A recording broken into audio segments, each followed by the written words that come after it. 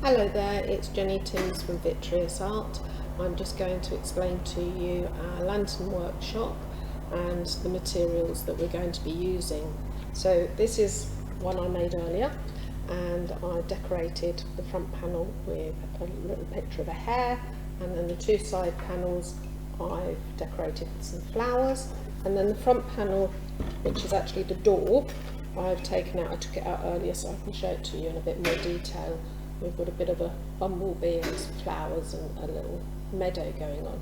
And what we'll do, we'll start off using fusible glass cut to the correct size, and then you will create an image, a little drawing. You don't have to be a master drawer to work this craft.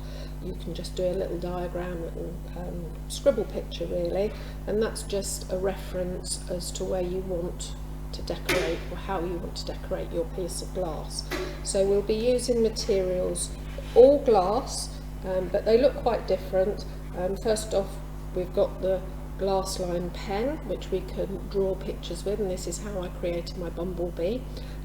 It's as I say, a liquid glass, and you can draw and write with that.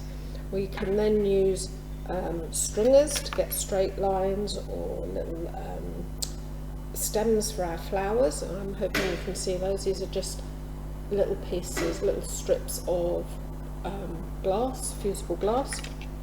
And then we have something here, you might be able to see it. It's a very, very delicate piece of glass. It's very fine.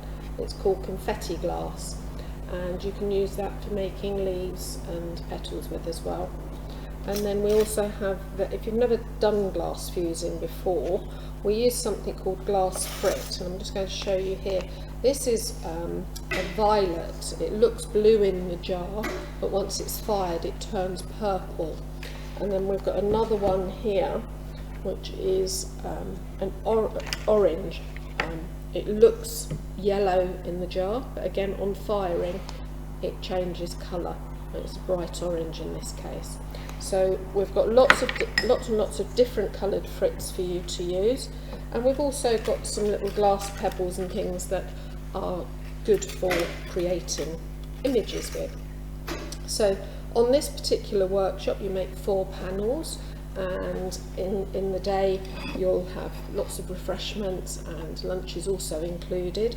So if you're interested in joining us for a lantern workshop, please go to the website at the bottom of the screen, go to our classes page and find the lamp workshop, and you'll find lots and lots more information there.